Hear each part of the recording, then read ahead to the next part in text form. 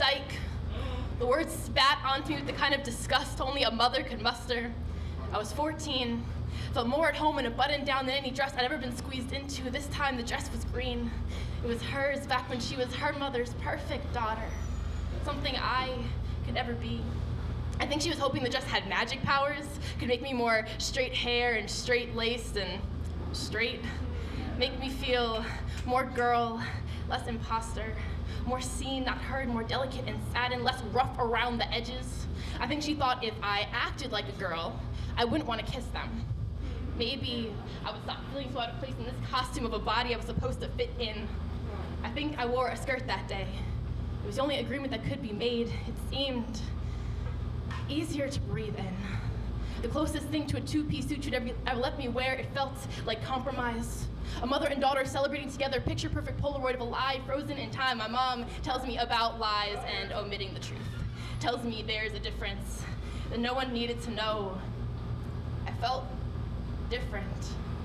She called it a phase. Fast forward. I lay in bed with a man I might love. Dress and heels thrown on the floor, makeup still done. I played this role so well. I forget when it started to feel like truth.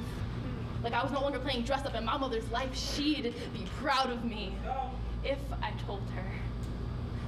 But 24-year-old me feels guilty for falling for a man when 14-year-old me had to take a beating for loving a girl.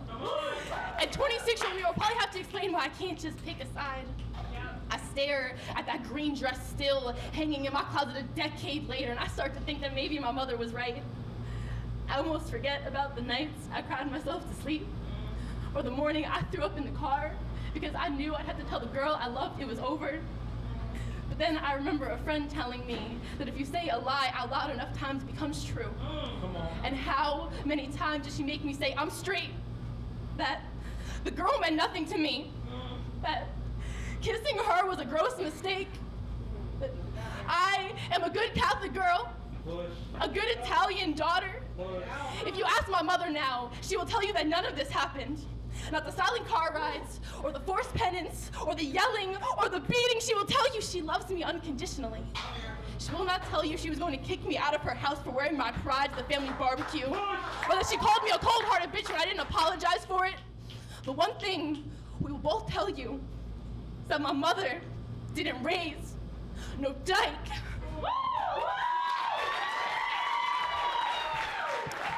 So 28.2 for Southerly, 28.2 for Southerly.